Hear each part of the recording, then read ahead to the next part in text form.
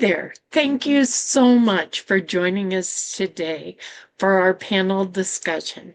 You can see I have a great panel. I've got Dr. Kristine Pass and Susan Jarboe with me, so you know it's going to be good.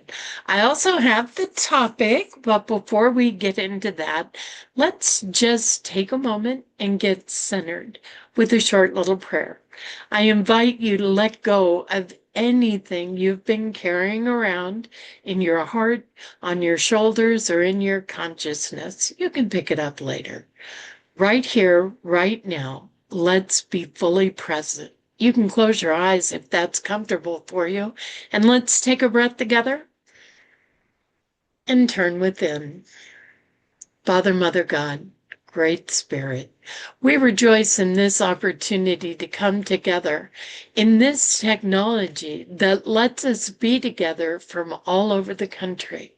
God, we are grateful for any and all who are drawn to our videos. Let our words be words that are needed, appreciated, and helpful. Thank you, God. Amen. That feels good. Okay, so like I said, I've got the topic. We're in this book. You may have seen it before. It's When God Winks at You by Squire Rushnell. And this book is just chock full of wonderful stories and ideas. This one's called God Calling. It's not long. I'll read it to you and then we'll talk about it.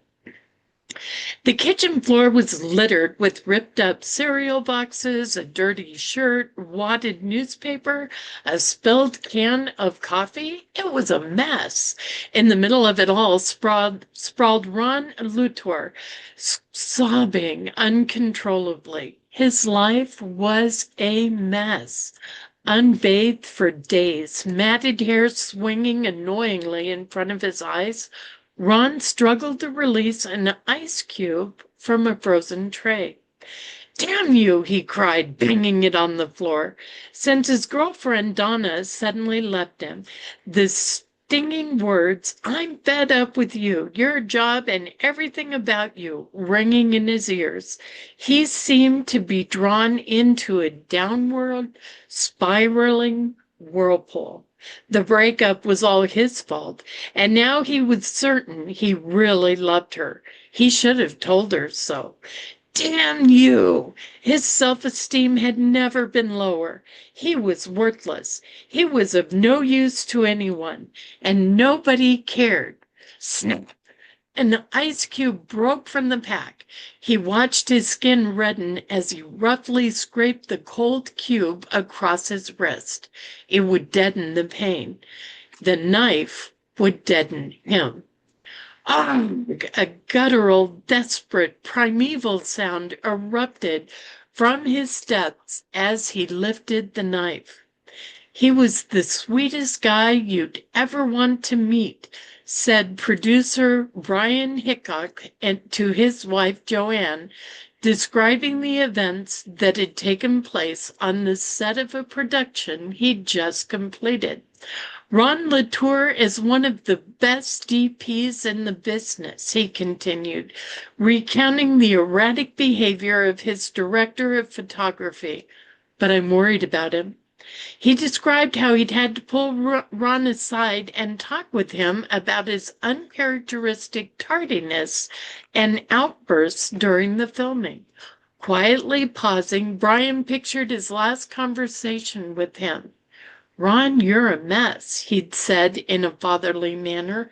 Ron hung his head, nodding in agreement. "I've got a friend you should talk to, Larry Poland. He might help you out." Dr. Larry Poland, founder of Master Media Ministries, was a friend and a counselor to many who work in the television and film industry. Joanne interrupted his thoughts with an observation. "Sounds like he really got hard when Donna walked out on him," she said thoughtfully. Brian nodded. "She had a hard time handling Ron's busy travel schedule." Sadly shaking his head, he added, "He's really depressed." "Why don't we invite him to dinner?" offered Joanne softly. Brian looked at her. It was a highly uncharacteristic remark. Joanne did not normally invite someone from one of Brian's productions to their home. Certainly, she was a gracious hostess. They would often dine out with colleagues or even have an occasional dinner party. But inviting one of the staff to dinner, that was different. Good idea, said Brian, going to the phone. There was no answer.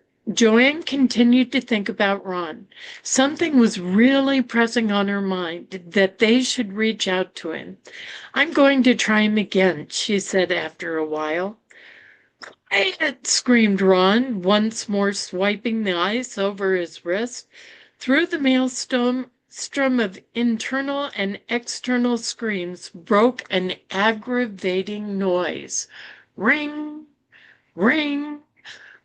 It. The blade wavered above his wrist. He paused. Hello? Hi, Ron. This is Joanne Hickox. Brian and I were hoping you could join us for dinner tonight at our house. Ah, he said. He was at a loss for words. Can you make it? Ah, yeah, I guess so. Brian greeted Ron at the door, and before sitting down to dinner, he gave his director of photography a little tour of their home, commenting upon the relevance of particular artwork and giving brief descriptions of how he had acquired them. In the hallway hung an oil painting by an artist that Brian knew personally. It was an unusual depiction of Jesus, smiling. Ron stared at the painting. He felt strange. These nice people inviting him into their home, making him feel important, appreciated, and now looking at the image of Christ smiling at him. He felt a sudden constriction in his throat. Tears welled up. He couldn't help it. He wept.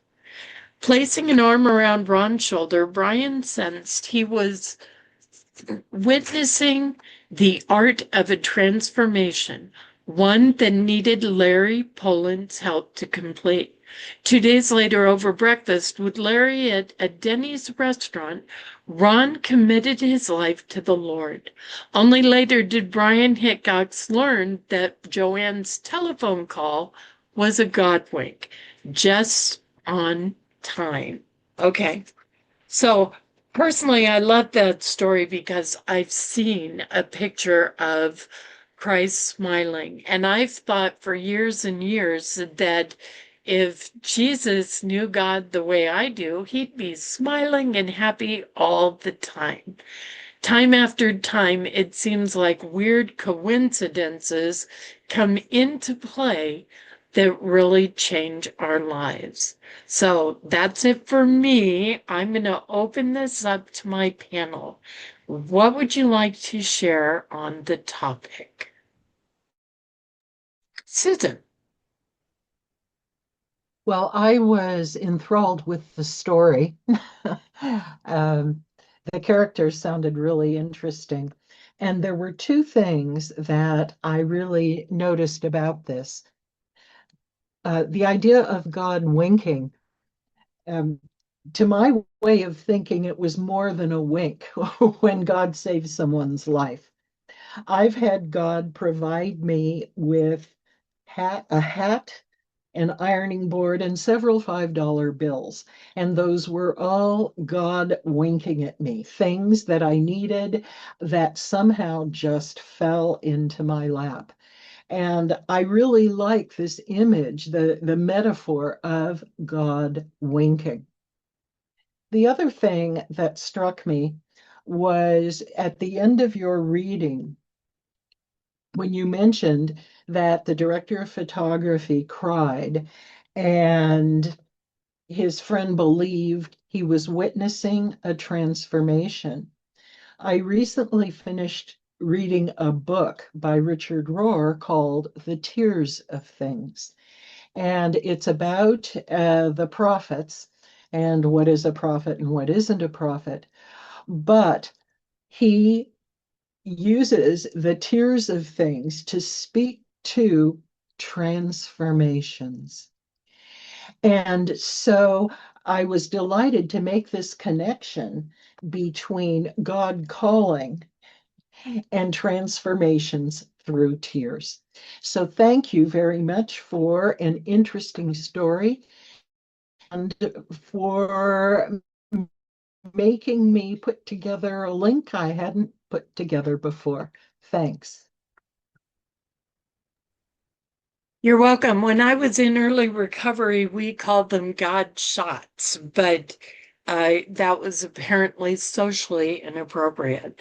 Kristine, comments? This one goes in and reaches somewhere deep for me. And I felt like I had to pause because, so many of us go through that at some point in our life or another where we're feeling hopeless. We're putting the ice cube to our wrist and have the blade ready. And we're ready for it to be over. And even sometimes when we're not ready to take the action, we're not talking about having a knife in hand and ready to go. Um, we can still be so incredibly ready for life to be done. I was that way when I was at my most ill. And I mean, I just did not care if I woke up. I was so tired of the struggle every single day. And what really struck me in the story was it took one little phone call, just one tiny little phone call with a really quick question. Can you come for a meal? To put a stop to something that would have ended a beautiful life. And so I'm really taken with how little teeny tiny things that we do can make such a big difference for people. And sometimes we don't even know we've made that difference. So I don't know where I can go with this, except that I'm just going to be carrying that with me today, thinking I want to do all of the little things. I don't want to skip any of them. If there's an urge in my heart, I want to speak up. I want to give that compliment. I want to share that smile. I want to send the email, whatever it takes, whatever urge it is that I have. I want to be the one that starts that big change for somebody who matters. Thank you, Reverend Linda. Thank you. And I know that you are that light for so many people. May I add just one thing? Yes, please do. Have you seen pictures of the laughing Jesus? Yes. I just wanted to mention that because your words about Jesus struck me. And I have a laughing Jesus on my bedroom wall. Yes, it just amazes me how the portraits are always so solemn and dire. And you know that being that connected with the divine, there would be such joy and lightness. And I think that attracts people as well. Thank Mhm. you. Other comments? Okay, so I guess that brings us to a close. Thank you for being our viewer. If you haven't already subscribed, please do. And if you hit that little bell at YouTube when you subscribe, you'll get messages whenever our videos post. We appreciate you being with us. Hey, you know what? If you wanted to actually be with us anywhere in the country, anywhere in the world, we can connect on Zoom. And we would love to get to know you and have you be a part of our panel. If you're interested, there's directions on how to get a hold of the church at the end of this video. Thank you for being with us. Goodbye. Thank you for joining us, and let's stay connected and grow in spirit. We are on Facebook. Search for Unity Church of El Cajon and follow us and like our posts. You can reach us on YouTube at Unity Church of El Cajon. Please subscribe to our channel, watch our videos, and leave comments which can help us improve. We are on the web at unityofelcajon.org. Email or call our church office to receive our weekly newsletters, which lists all of our activities and opportunities to learn and grow together.